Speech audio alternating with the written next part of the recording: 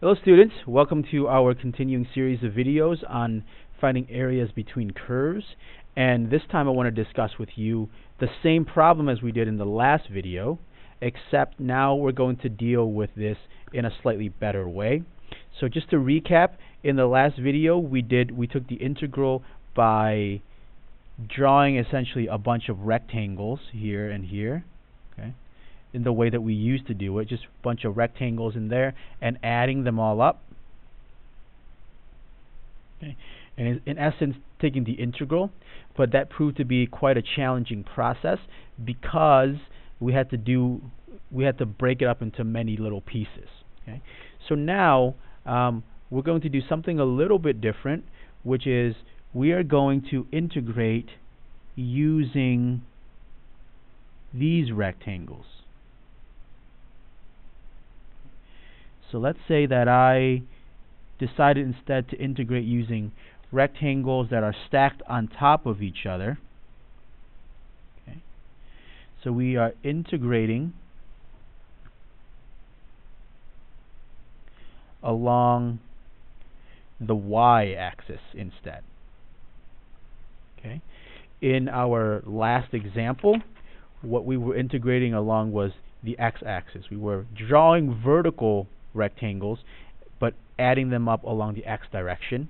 This time what we're going to do is draw a bunch of horizontal rectangles and add them up along the y direction. Okay, and I'm going to show you why this is a much simpler process.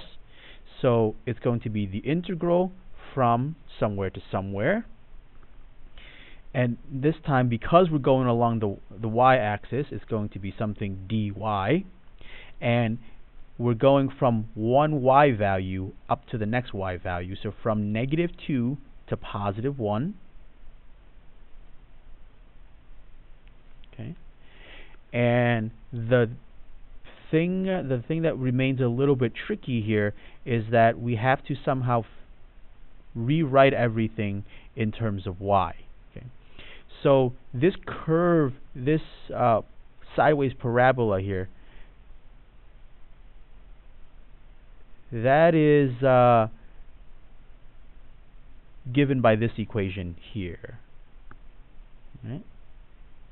And if you notice here, every rectangle spans from the straight line to the parabola, from the straight line to the parabola, from the straight line to the parabola. There's never a case where the rectangle touches any other part except the straight line and the parabola, all along here, all these rectangles, all of the extreme endpoints. Okay. So it is essentially the parabola, which is 3 minus y squared,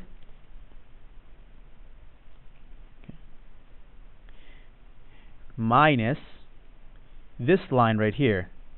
Now, this line right here is written for the moment in terms of y as a function of x, but we can rearrange this quite easily. This is y plus 1 equals x. So this is going to be y plus 1. Okay? And we're going to integrate it along dy. Okay? And you'll see that this integration is much more straightforward. In fact, it's so simple, we're going to do this by hand. So this is going to give us 3 minus y squared minus y minus 1. Okay, and then some simplifying. So this becomes 2y minus 1/3 y cubed minus 1/2 y squared from -2 to +1. So this is equal to 2 minus 1/3 minus 1/2, okay, minus 2 times -2 minus or plus 1/3 times 4, nope, times 8,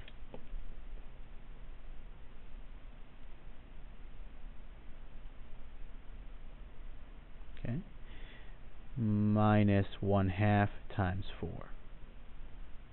Okay. So some arithmetic that remains to be done there.